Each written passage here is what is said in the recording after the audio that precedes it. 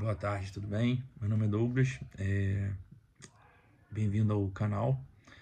Eu estou fazendo agora vídeos sobre empresas que eu estou estudando, né? E eu vou fazer um sobre Petrobras, tá? Eu não vou prolongar muito, que eu vou falar sobre mais história, tudo isso. E história, tudo isso. História, tudo isso, coisa horrível. Na verdade, eu vou falar sobre a história dela e algumas situações, tá?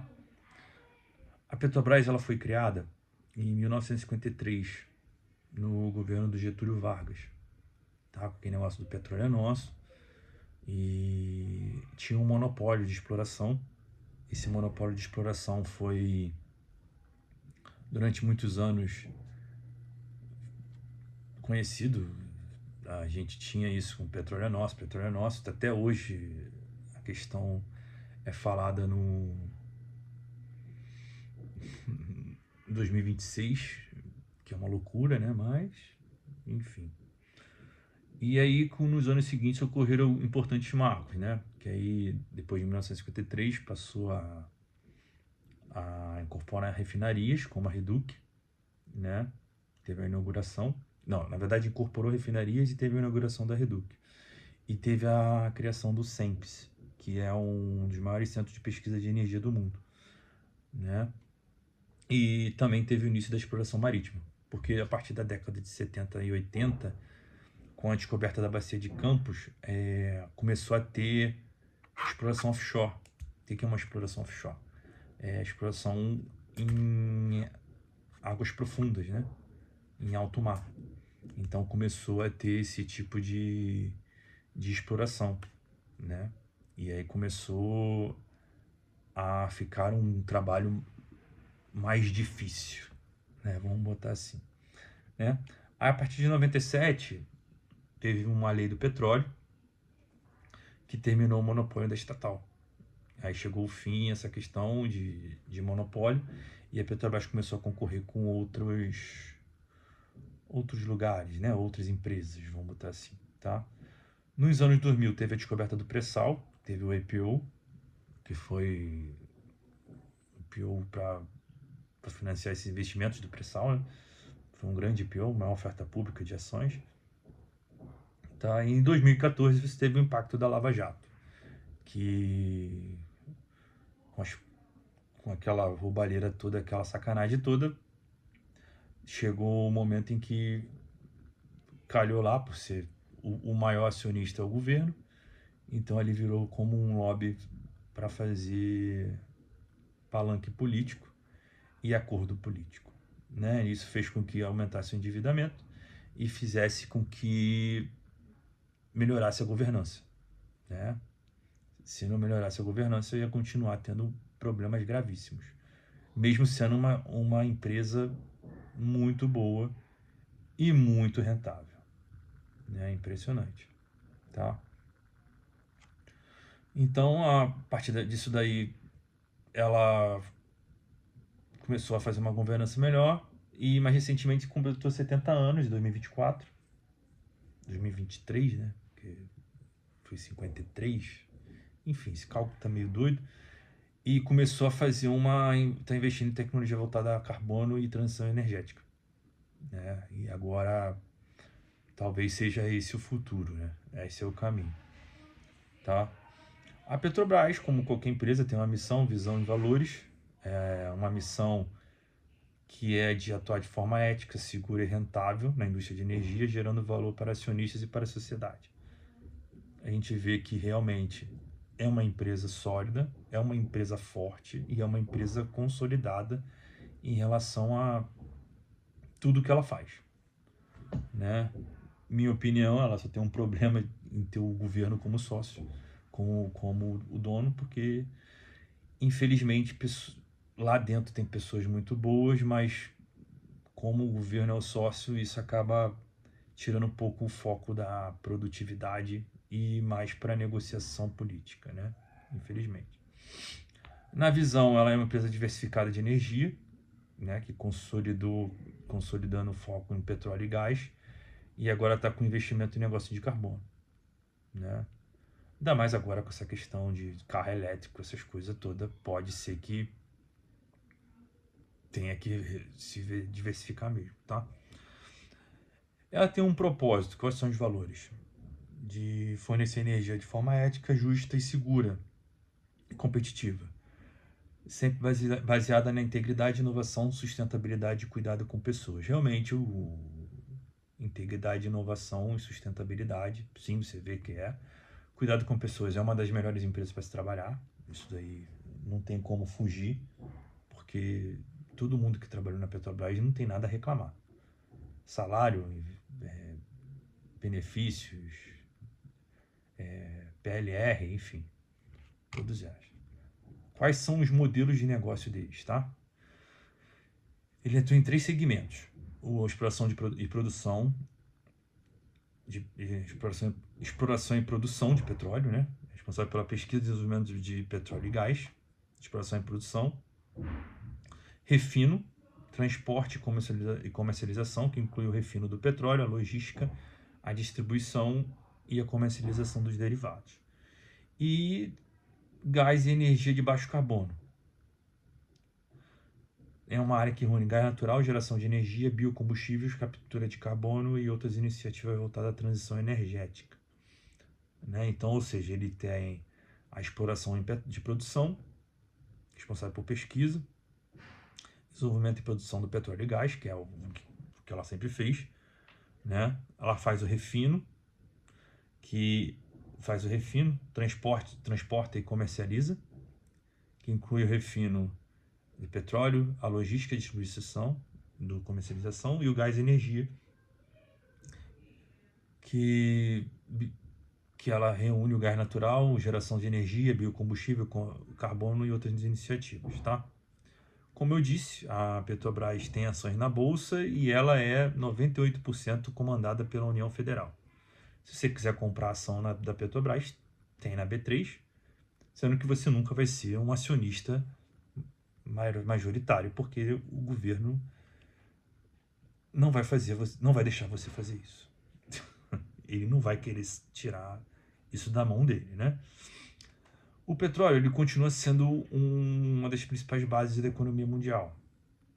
Tá? O mundo inteiro faz isso, né? Porque ela abastece setores de transporte, geração de energia. Ela é matéria-prima para vários produtos, que diariamente, como plástico, fertilizantes, medicamentos, cosméticos, lubrificantes e asfalto. Então você não consegue hoje viver sem, primeiro, plástico.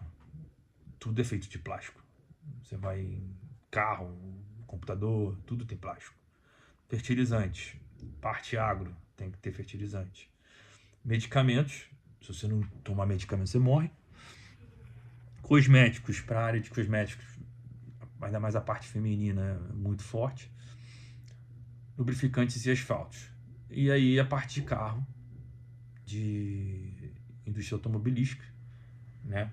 Que aqui ainda não falou sobre a questão dos combustíveis, né? Isso daí também. Então, assim, por isso que mesmo com as energias renováveis, o petróleo ainda exerce um papel estratégico para a economia global.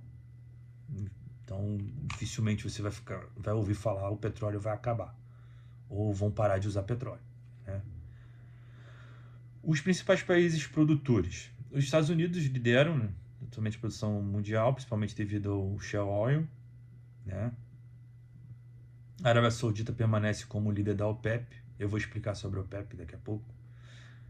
E detentora de enormes reservas, enquanto a Rússia e o Canadá também ocupam posições de destaque. O Brasil, ele consolidou-se entre os maiores produtores mundiais graças ao pré-sal e à tecnologia da Petrobras, tornando-se uma referência internacional de águas profundas, porque o pré-sal tem que ter tecnologia para isso, né? Então o Brasil se especializou nisso, né? A cadeia produtiva do petróleo, né? Da Petrobras, são 3: upstream, que é correspondente à exploração e produção, se na fase de maior risco, mas também é de maior retorno financeiro, que é a exploração, né? Exploração e produção é muito complicado. Midstream, que engloba o transporte e armazenamento, conectando campos e produtores os campos de produção às refinarias, porque você pega ele bruto, né? E ele tem que ser transportado para fazer a refinaria. E o downstream, que envolve o refino e a distribuição dos combustíveis, produzindo gasolina, diesel, GLP, querosene de aviação e outros derivados que chegam ao consumidor final. Essa parte é a parte que parece ser a parte mais não mais complexa, né? Mais trabalhosa, mas é assim, operacionalmente, mas não é tão absurdo. O papel da OPEP, tá? OPEP é o quê? É as organizações dos países exportadores de petróleo, tá?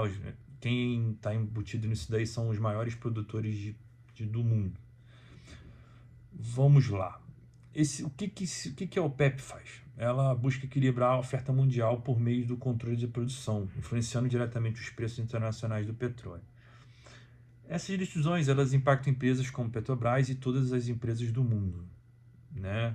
Porque, como te falei, ali tem todos os caciques do petróleo, né? Então, tudo que fala sobre petróleo passa por lá e não tem muito o que fazer, até porque petróleo é uma commodity, né? Então não tem muito o que fazer e a gente segue isso daí. O setor de petróleo, ele tem importantes transformações, né? Tem um avanço da IA, de automação industrial e captura de carbono. Isso faz com que as refinarias tenham maior eficiência. E também existe agora a participação das energias renováveis e dos veículos elétricos. Então, qual é a tendência do mercado mundial para isso, né? Segundo a Agência Internacional de Energia, a demanda mundial do petróleo deve continuar crescendo, porém em ritmos mais lentos, especialmente pressionada pela indústria petroquímica e pelos países em desenvolvimento. Então, como você pode ver, energia renovável e veículos elétricos não vai acabar com o petróleo e nem o trabalho e nem o que ele dá para o mundo, né? Mas ele vai continuar sendo um pouquinho mais lento em relação à mudança mundial. Isso daí já estava sendo esperado por todas as empresas de petróleo, tá? O Brasil conquistou no mercado internacional graças ao pré-sal, né? Ele tem uma posição estratégica. Os campos brasileiros apresentam alta produtividade, o petróleo de boa qualidade, baixo custo de extração e grandes reservas. Então o pré-sal fez com que ele fosse começar a melhorar sobre produtividade. Fez com que a Petrobras investisse em tecnologia para poder mexer nessa grande descoberta que ele fez, né? Isso daí foi bom para a Petrobras e também para quem quer, como eu disse aqui,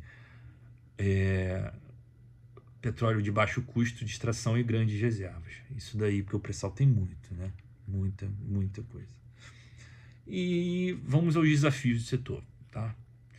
A volatilidade de preços internacionais do petróleo, isso daí todo mundo vai passar, né? Porque qualquer guerra, qualquer especulação, isso fica uma agonia, né? Você sente no preço da bomba, da gasolina, do diesel, enfim. É questão de briga política, aqui no Brasil, de caminhoneiro fazer greve, enfim.